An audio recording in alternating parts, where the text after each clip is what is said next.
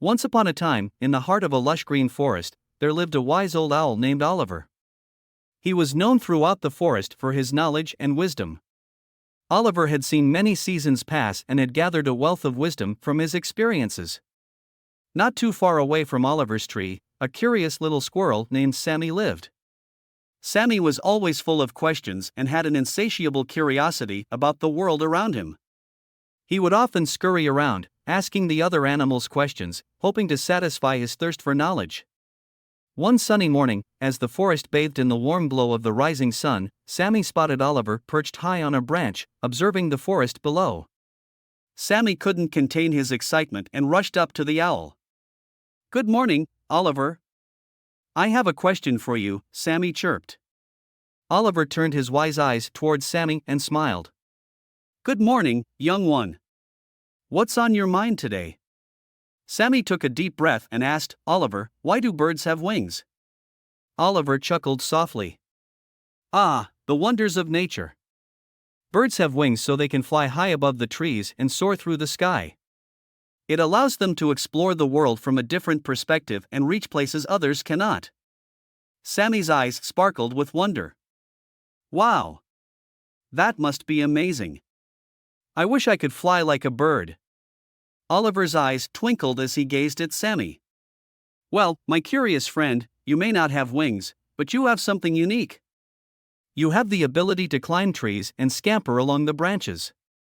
That's your own special way of exploring the world around you."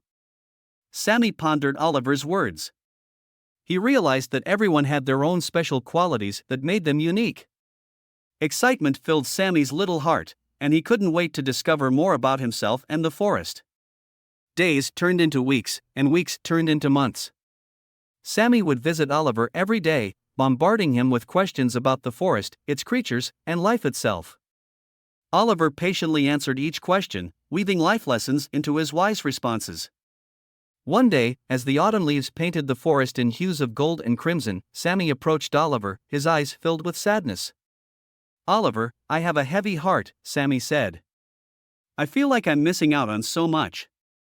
The birds can fly, the deer can run so fast, and even the turtles have their sturdy shells. What special thing do I have?" Oliver hopped closer to Sammy and gently spoke, "My dear friend, don't let your heart be burdened by comparisons. You may not possess the same abilities as other creatures, but you have a gift that others don't. You have the gift of curiosity, the gift of questioning, and the gift of learning." Sammy looked up, his eyes filled with wonder. "You mean my curiosity is a gift?" Oliver nodded.